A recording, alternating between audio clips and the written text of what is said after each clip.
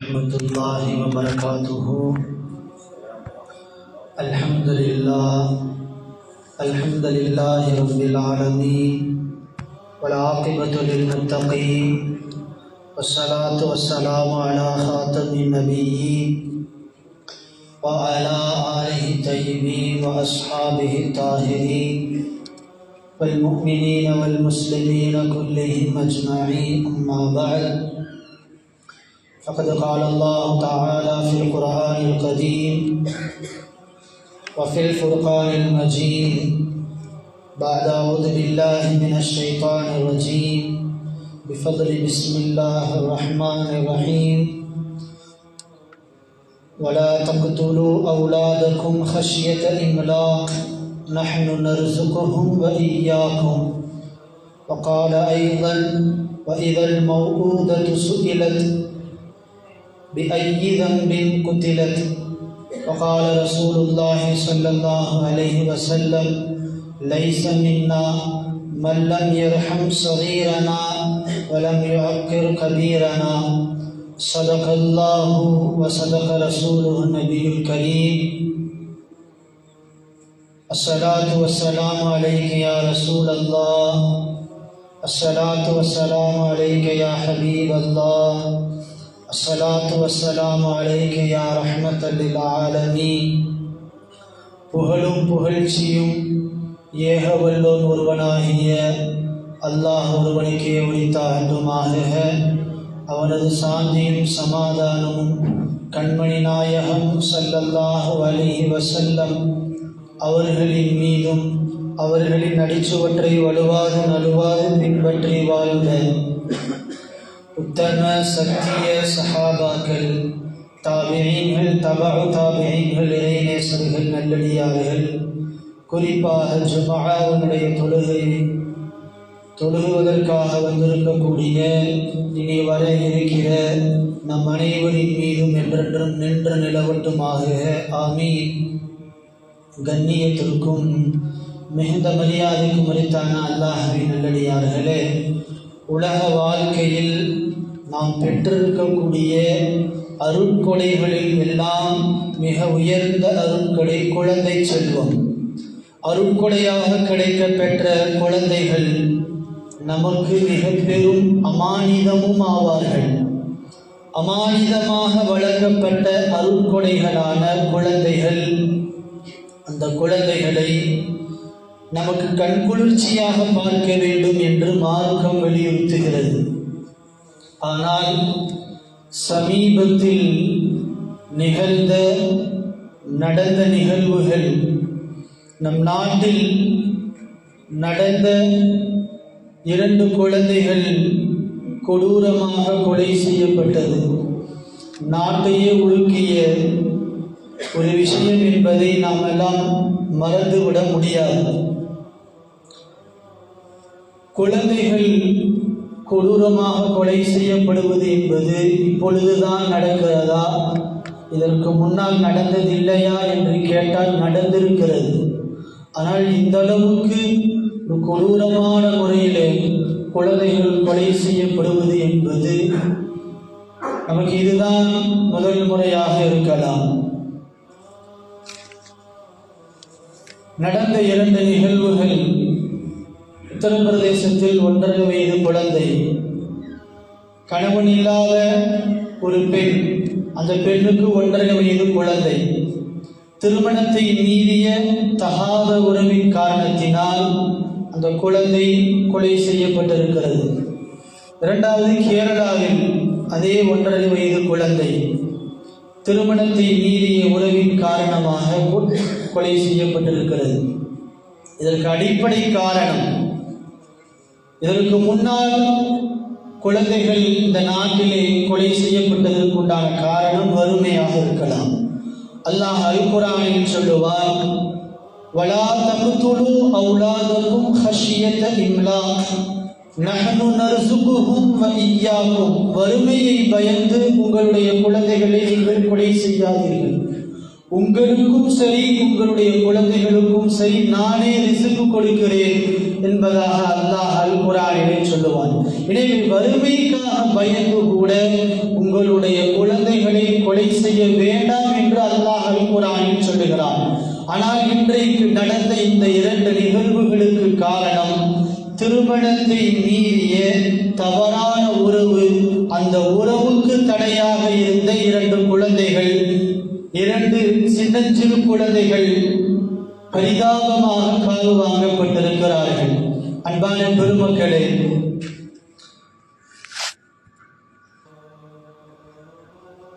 கொலை செய்யப்பட்ட அந்த குழந்தையினுடைய உடலில் 91 இடங்களில் காயங்கள், விழா எலும்புகள் 7 விழா எலும்புகள் நொறுக்கப்பட்டிருக்கிறது. ஏற்கனவே 2 கைகள் முறிக்கப்பட்டு காயமாக்கப்பட்ட நிலையிலே அந்த குழந்தை இறந்திருக்கிறது. அதே போல் உத்தரப்பிரதேசத்திலே ஒரு குழந்தை கொடூரமான முறையிலே தரையிலே அடைக்கப்பட்டு 3 வினாடிகளில் கொலை. இதற்கெல்லாம் காரணம் அன்பான பெருமக்களை, மார்க்கம் திருமணத்தை எந்த அளவுக்கு ஊக்குவிக்கிறதோ அந்த அளவுக்கு கள்ள உறவை மார்க்கம் கடுமையாக கண்டிக்கிறது. அன்பான பெருமக்களே, இந்த நாட்டிலே ஒவ்வொரு ஆண்டும் சுமார் திருமணத்தை மீறிய உறவின் காரணமாக 1400 முதல் 1500 கொலைகள் நடக்கிறது. கிட்டத்தட்ட ஒவ்வொரு ஆண்டும் 24,000 முதல் 25,000 வரை திருமணத்தை மீறிய தகாத உறவின் காரணமாக கொலை குற்ற பதிவுகள் ஒவ்வொரு ஆண்டும் இந்த நாட்டில் பதிவு செய்யப்படுகிறது.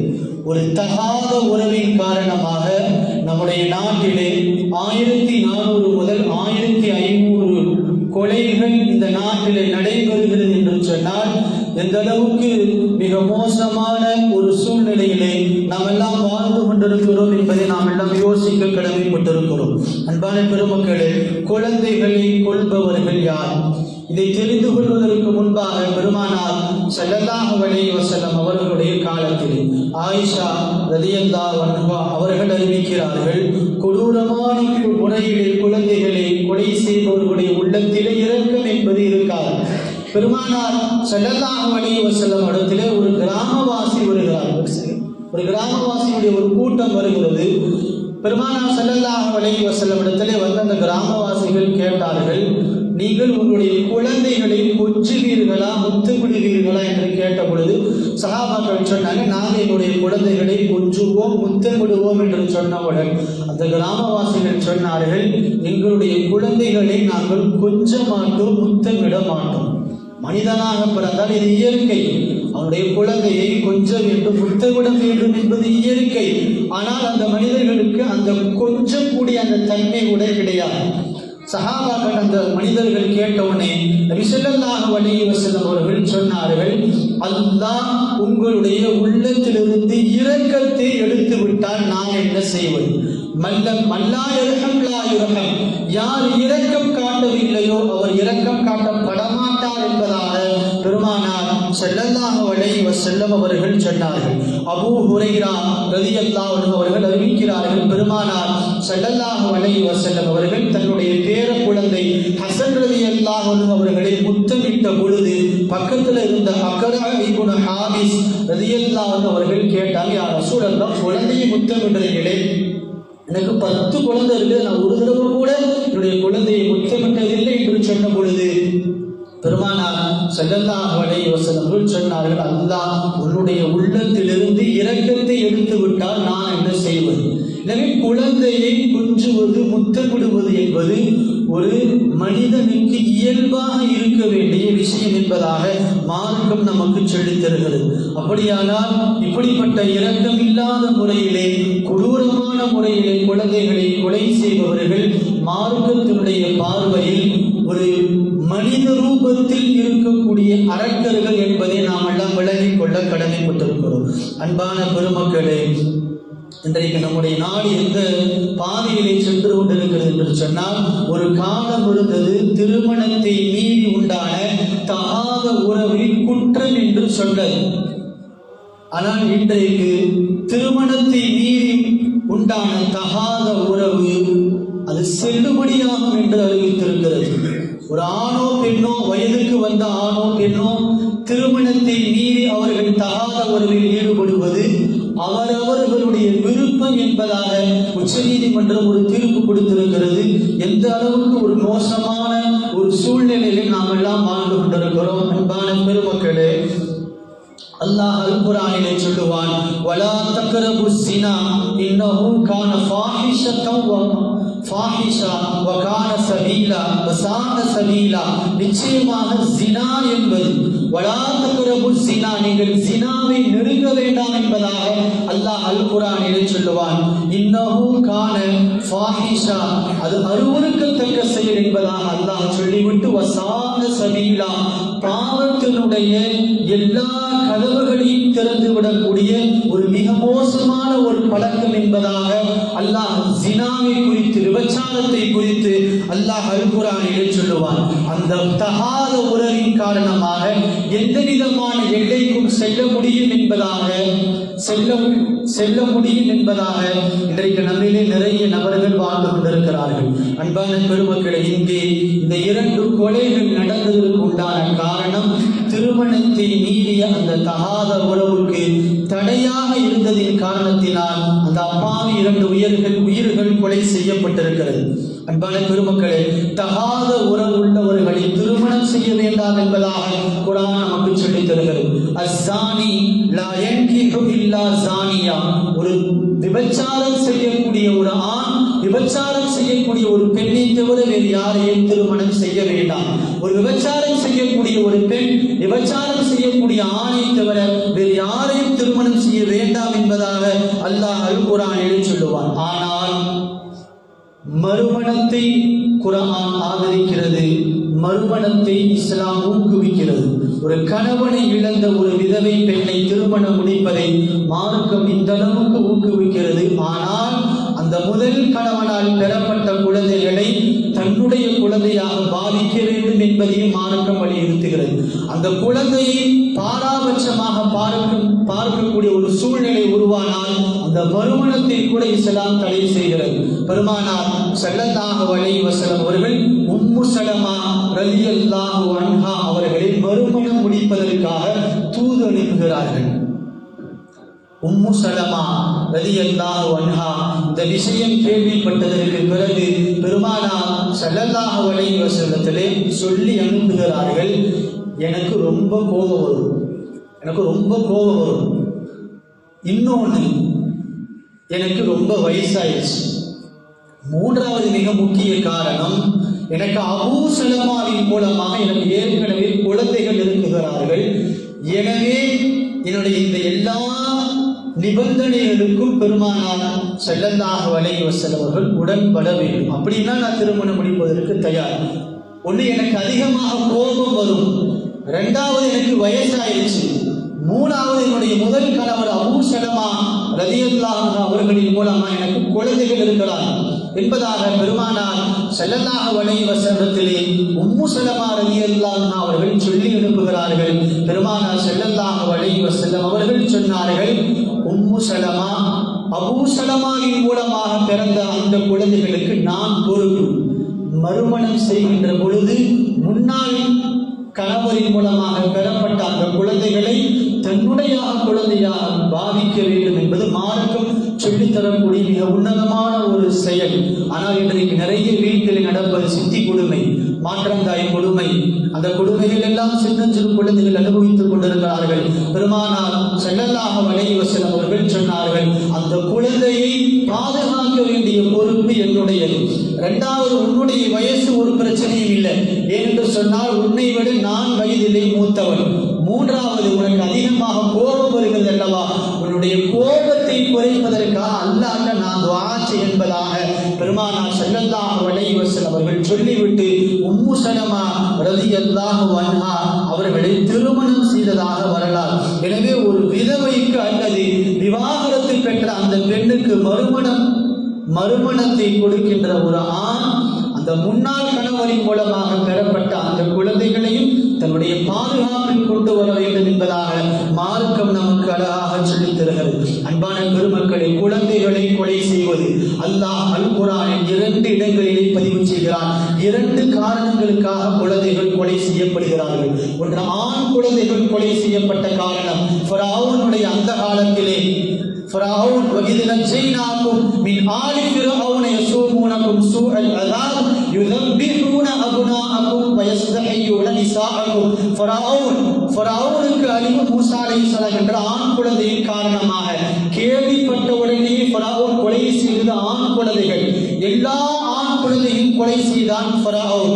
அவனுடைய சமகாலத்திலே இரண்டாவது பெருமானார் ஸல்லல்லாஹு அலைஹி வஸல்லம் காலத்திலே பெண் குழந்தைகள் கொலை செய்யப்பட்டார்கள். வஇதல் மௌஊதத்து சுஇலத் பிஐயி தம்பின் குதிலத், கொலை செய்யப்பட்ட அந்த பெண் குழந்தைகளிடத்தினாலே மறுமையிலே விசாரணை செய்யப்படும். பிஐயி தம்பின் குதிலத், எதன் காரணமாக நீ கொலை செய்யப்பட்டாய் என்பதாக அல்லாஹ் அல் குர்ஆனிலே சொல்கிறான். பெண் குழந்தைகள் கொலை செய்யப்பட்டிருக்கிறார்கள். வஇதா புஷ்ஷிர அஹதுஹும் பில் உன்ஸா, உங்களிடத்திலே பெண் குழந்தை பிறந்திருக்கிறது என்று சுப செய்தி சொல்லப்பட்டார். இந்த ஆயத்தில் நாம் கவனிக்க வேண்டும். அல்லாஹ் பெண் குழந்தைகளை சுப செய்தி என்று அல்லாஹ் அல் குர்ஆனிலே சொல்லுகிறான். ஒரு காலம் இருந்தது, பெண் குழந்தைகள் பிறந்தாலே உயிரோடு புதைக்கக்கூடிய ஒரு காலம் இருந்தது.